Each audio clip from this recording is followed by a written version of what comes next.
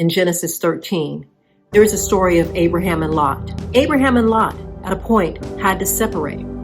But if you go back to Genesis 13, you'll find that it says God called Abraham and Lot went with him. The Bible never said that God called Abraham and Lot. It said God called Abraham and Lot went with him. Meaning that some people are not ordained for your life. They can be in your life because you've allowed them in your life, but they were not ordained for your life. So oftentimes it's a matter of figuring out where that person belongs. And my life has worked both ways. There are times when I figured it out, and there are times when I didn't figure it out, and God figured it out for me because he closed the door. And something happened that we could not come back from, where I could forgive them, but I could never forget. And what I've learned from that in my life is it's important to know when something is ordained and when it's not. There is a pastor who I have always enjoyed listening to, T.D. Jakes.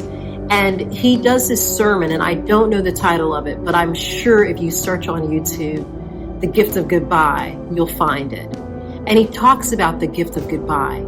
And he actually references in scripture, John 1:29. It says they went out from us because they were never with us. For if they belonged with us, they would have remained with us. But their going showed that none of them belonged with us. So it's important to remember that people who go from your life, when they leave, when it's the season of goodbye, it's important to know they're not ordained. They're not a part of your journey.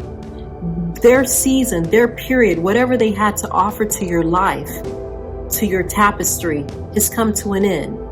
And you need to embrace that and actually thank them for that. Because I think with everyone we know, there's something that we learn and we gain from that relationship.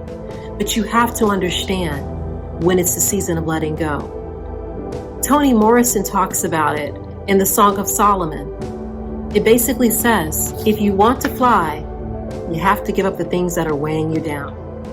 So you have to ask yourself, in all things, in all relationships, is it helping me or is it hindering me?